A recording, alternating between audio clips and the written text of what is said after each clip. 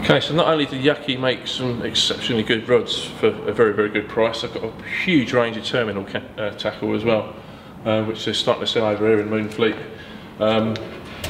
Big range of hooks. Some of these are absolutely spanking hooks. I mean, you've got like the Chinook pattern here, very, very similar to a Chinook.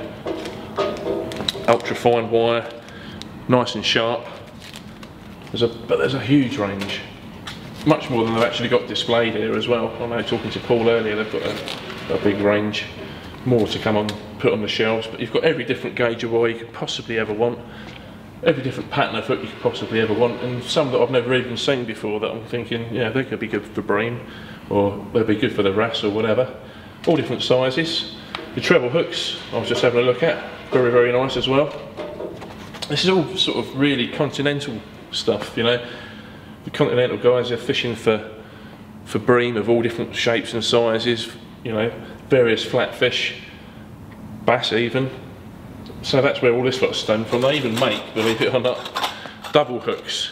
Now I've got some of these that I've been using on my sort of rapalas and big plugs when you're trawling for species like tuna and GTs abroad.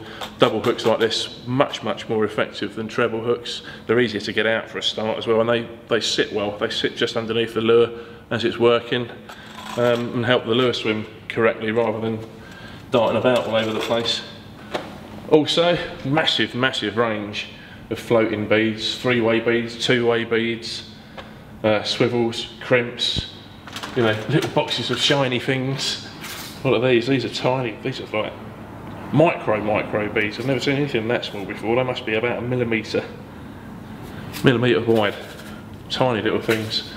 If you're into your rig building, I mean, obviously a lot of this is geared up to the match fishing scene, the competitive side of fishing.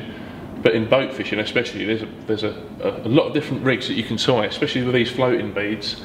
And believe it or not, it makes a huge difference to what you catch. We're going to be running a series on rig making soon in the magazine, and I'm sure we're going to be utilising some of these bits and bobs from the Yuki range, and hopefully we'll go into a bit more depth, a bit more detail about what each particular bit can be used for. But yeah, you've got to pop up to Moonfleet here, because it's an absolutely massive shop, and the range of gear they've got here is phenomenal. It's huge.